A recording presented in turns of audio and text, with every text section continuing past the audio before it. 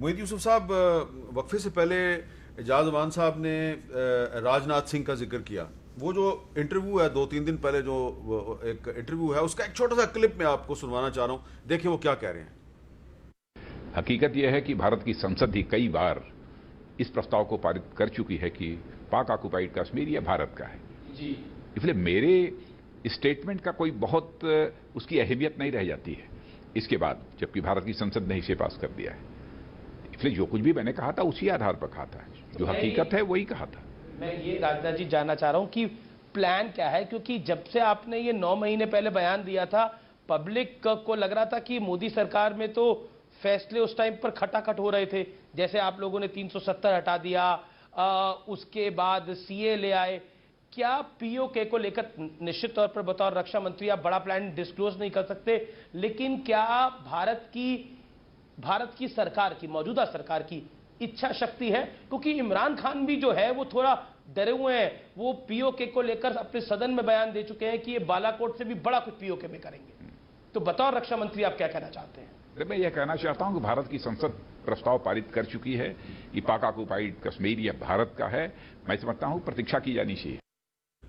मैं समझता हूँ प्रतीक्षा की जानी चाहिए। आप समझ गए वो क्या कहना चाह रहे हैं। अब वो जर्नलिस्ट भी मुझे नहीं लग रहा उसके सामने मैं जो है आपको कन्फ्रंट करता हूँ, वो उसको शह दे रहा है कि जाओ जाके कब्जा करो। मीर साहब, वैसे मैं जवाब पे तो आता हूँ, लेकिन अफसोस भी होना चाहिए और डर भी लगना चाहिए कि इतने बड़े मुल्क में क्या हो रहा है। हाँ। क्योंकि देखिए, हम अपनी आंखें नहीं बंद कर सकते। जिस दिन ये मामला जिस तरफ जा रहा है, हिंदुस्तान के मुसलमान के साथ क्या हो रहा है ये हमें पता है।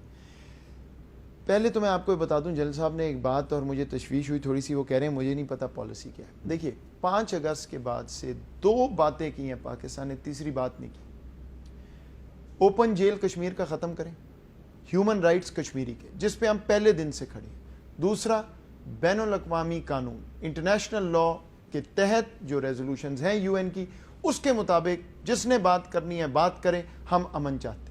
अगर अमन को तोड़ने वाला दूसरा कोई एक्शन होगा तो वो जवाब आपने सुन लिया। ये बेसिक पॉलिसी है। हाँ, अब आप ये कह सकते हैं कि जी ये बताएं इस पॉलिसी से क्या फ़ायदा है। उसका जवाब मैं आपको दे चुका हूं। पहली दफ़ा कश्मीर इंटरनेशनल स्टेज पे बड़े अरसे बाद आया है।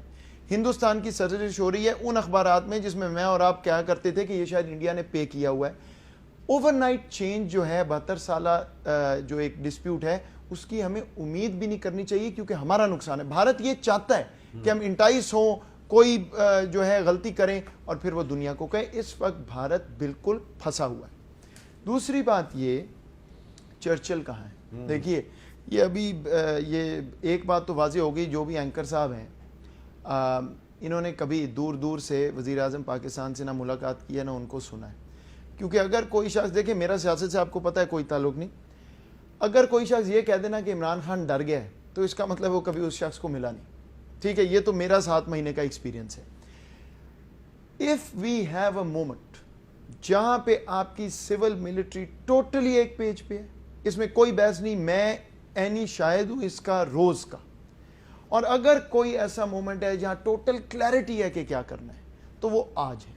हाँ, ये मैं आपसे बात बिल्कुल वाज़ेह है कि मुझे 2 चीज़ों पे बहुत तशवीश और अफसोस है। एक, जो हिंदुस्तान में हो रहा है उस पर हमारा कंट्रोल नहीं है, तो हिंदुस्तान के मुसलमान पिस रहा है।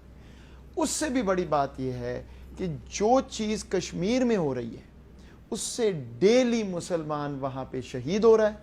और मैं आपको ये भी बता दूँ, हिंदुस्तान की पॉलिसी वाज़ेह कर लें, वो पॉइंट ब्लैंक लोगों को शहीद कर रहे हैं, बॉडीज तक वापस नहीं कर रहे। अगर दुनिया में थोड़ी सी भी मॉरलिटी होती तो इस वक्त ये वहां पे मुमकिन ना होता। मेडिकल इमरजेंसी बनी हुई है कोविड की वजह से।